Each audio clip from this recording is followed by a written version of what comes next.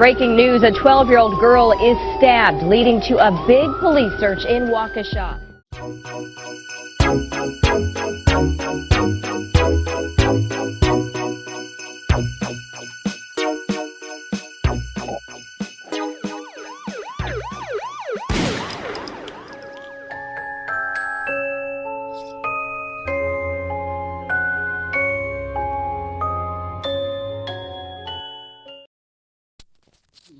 Hello guys, we are the Crime Conspirers, and on today's episode we will be covering the Slenderman stabbing of 2014. So an essential question for this episode is, do you think the media is affecting our children's mindsets? And who suffers the most when a crime is committed? The Slenderman stabbing was inspired by a fictional internet creature. Slenderman was an urban legend made on the internet in 2009. He was meant to be a tall, mysterious boogeyman with no face, with tentacles flowing from his back. And I think it's very scary to think that we played games, read stories, and watched videos on these types of characters growing up all the time, and knowing it changed the way these girls thought is crazy to me. The Slenderman character played a very influential role in the Slenderman stabbing of 2014, as the young girls thought that Slenderman would murder their families if they didn't do his bidding. Peyton's mother could not believe that her daughter's friend could be capable of this. Morgan didn't do this, is what's going through my head. There's no way. There's no way that's what happened. Morgan is 12. Morgan has never hurt a fly. It was just unthinkable that Morgan would do anything to hurt someone else. Anna Sawir and Morgan Geyser grew up in Waukesha, Wisconsin. They had a normal life until 6th grade, when they tried to stab one of their friends with a 5-inch blade 19 times in the forest. They woke her up and lured her in the forest, and they stabbed her there. A local bicycleman was able to spot the victim as she crawled out.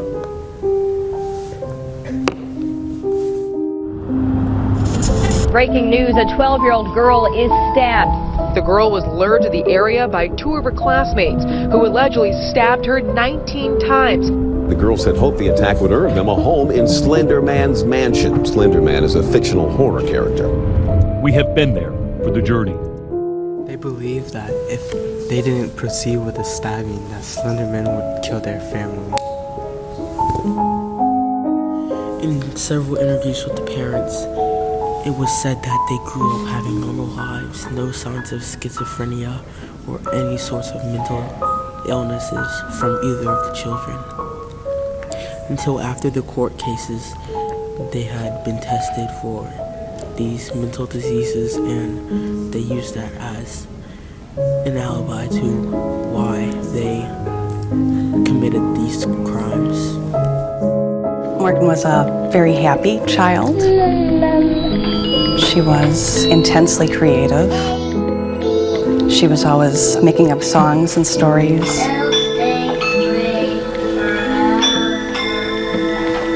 Vanessa did enjoy choir. She did enjoy singing. Bring back. Bring back.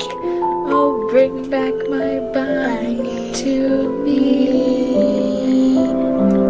Anissa was very imaginative. She would always imagine a bigger and better life for her Barbie dolls. Looking back, Anissa was never really invited to a lot of birthday parties or anything. I don't think she really made friends that easy. Morgan did endure a lot of bullying, especially in the 6th grade by the other students. In the last year, she started to become moodier and a little bit more reclusive. She never talked about any of the sadness or any of the bad things. They knew what each other had gone through, and they were going to be there for each other.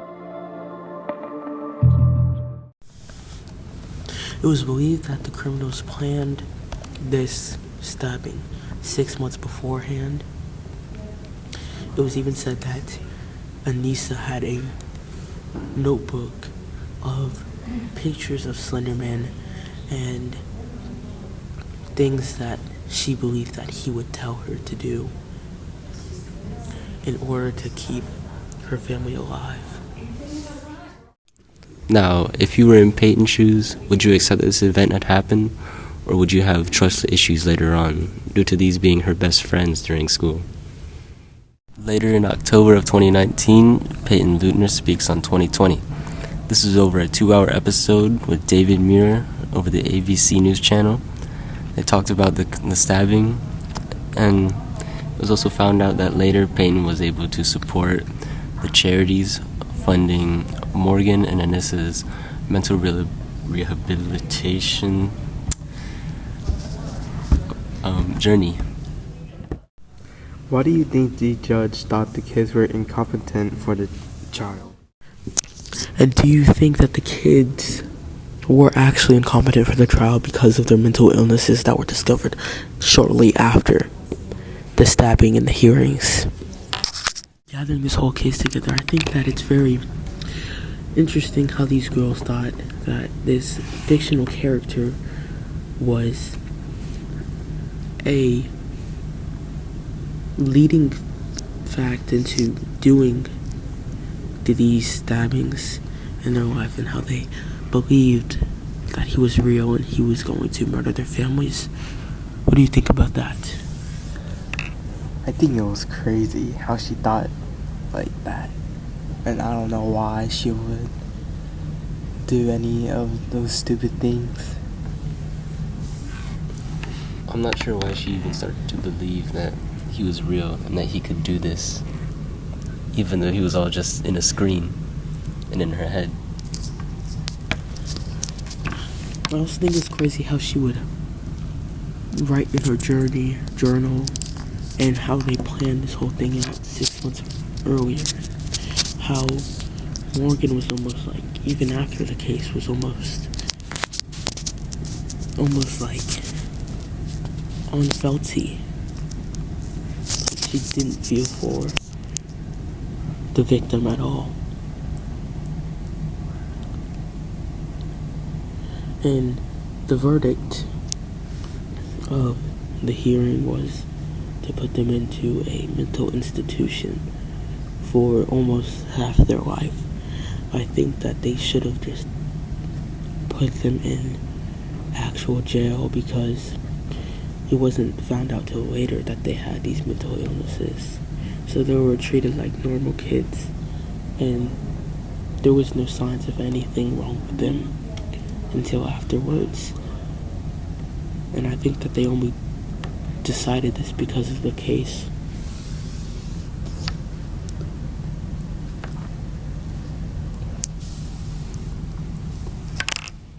So do you guys think they should have gone to the mental institution or took in the real time and went to actual jail?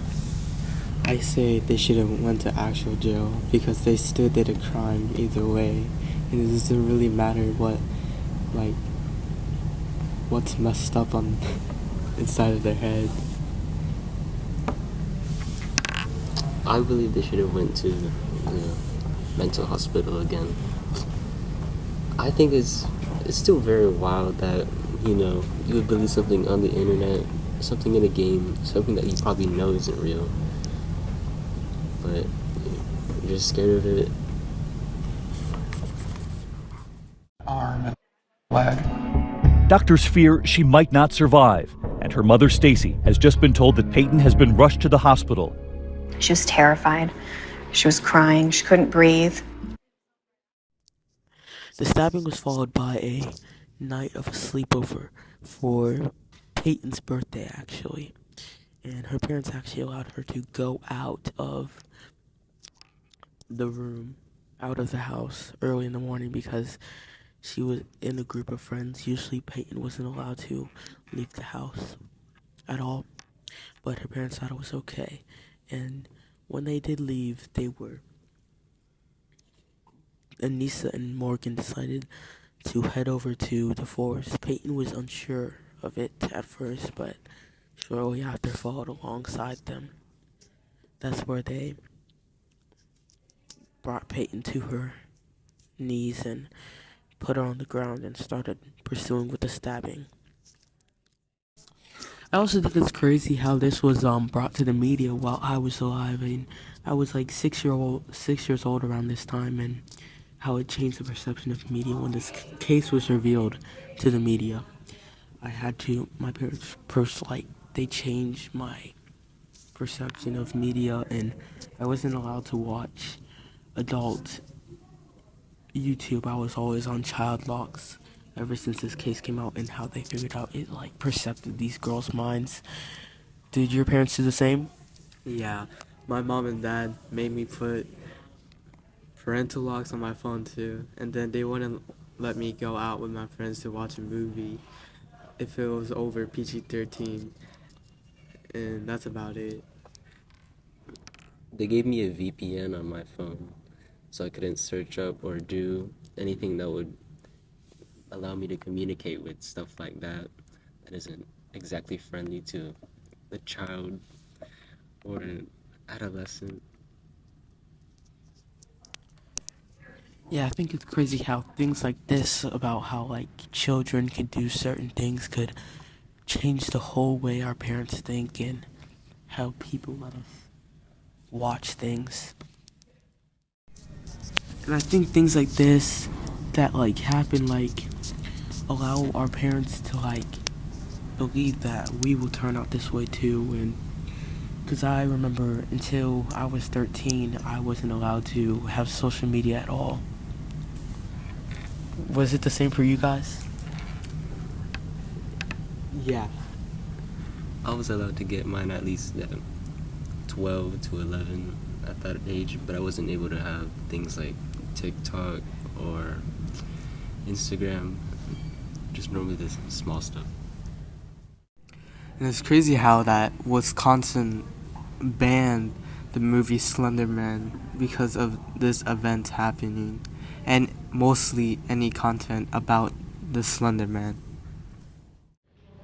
So what I learned from this case is that we shouldn't allow younger audiences to have access to darker media, because it changes the kid's mindset, makes them believe in things that aren't real, and causes them to do crazy things like stabbing one of their friends multiple times. I agree, and I feel like we should add a system that blocks out these things if they are under the age of 13 or around that age.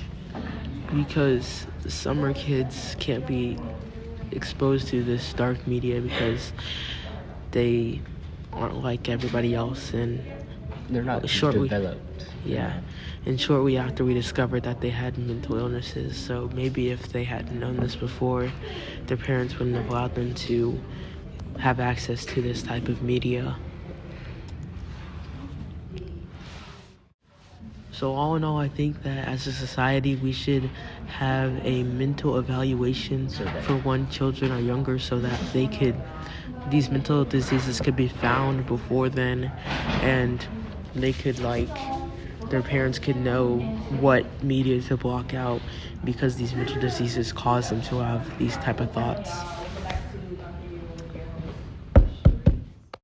Another way you can regulate a children's activity online is with a VPN. Now, one example is NordVPN. It has online security for all your children's devices. It could even have multiple on there, so if you have many children, or at least 2 or 3, you can cover their devices as well.